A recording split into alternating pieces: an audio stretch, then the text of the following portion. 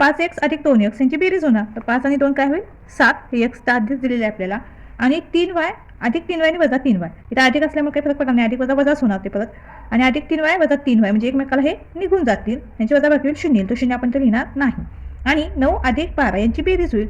तर 9 अधिक 12 किती मिळेल आपल्याला 21. बरोबर इथे काय मिळालं आपल्याला, तर 7x बरोबर 21 मिळालेला आहे. आता x बरोबर काय होईल, तर हा जो 7 आहे तो याला गुणिले आहे, 7 गुणिले x असं आहे ते. मग हा 7 आहे तो इकडे काय होईल भागिले, x बरोबर हे 21 आहे तसे राहतील. आणि हा गुणिले 7 आहे तो इकडे भागिले 7 होईल. मग आपण इथे 7 ने 21ला भाग दिला तर x बरोबर काय मिळेल आपल्याला 7 त्रिक 21, म्हणून x बरोबर काय मिळेल आपल्याला 3 मिळेल. तर आपण 7 त्रिक 21 असा भागाकार करून x बरोबर 3 आपल्याला ते मिळालेला आहे. तर इथे x बरोबर 3 ही किंमत समीकरण 1 मध्ये ठेवूया. आपल्याला त्याने आधीच वाक्य दिलेलं आहे, म्हणजे आपला x बरोबर 3 आलेलं उत्तर काय आहे बरोबर आहे. आता ही किंमत आपल्याला समीकरण 1 मध्ये ठेवायची आहे.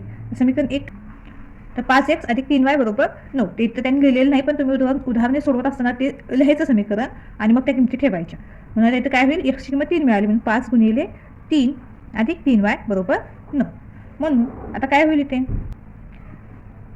तर हे 3y आहे तसं लिहूयात, हे 9 पण आपण आहे तसं लिहिलं वजा. आता हे 5 त्रिक काय होईल 15 होईल, पण याला धन चिन्ह आहे इथं, म्हणून ते इकडे बरोबर चिन्हाच्या अलीकडे जाऊन काय होईल ऋण होईल, म्हणजेच काय ऋण 15. म्हणून 3y बरोबर, आता इथे काय होईल याची वजाबाकी करूया. 9 वजा 15 आपल्याला काय मिळेल, तर 15तून 9 आपण वजा करणार आहोत, ते 6 आणि चिन्ह मोठ्या संख्येचं, म्हणून काय होईल ऋण 6. काय मिळेल आपल्याला ऋण 6. म्हणून y बरोबर आता इथे काय होईल ऋण 6 भागिले 3, याला गुणिले तिकडे जाऊन भागिले होईल, हे ऋण 6 आहे तसे, म्हणून y बरोबर ऋण 6 भागिले 3. मग 3 ने 6ला भाग जातो, 3 दुनी 6 आणि ऋण चिन्ह आहे तसेल, म्हणजेच काय ऋण 2.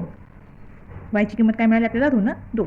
म्हणून x आणि y च्या काय उकली असतील, तर 3 आणि ऋण 2 या दोन उकली आपल्याला इथं मिळतील. म्हणून xy बरोबर 3 ऋण 2 ही समीकरणाची उकल आहे.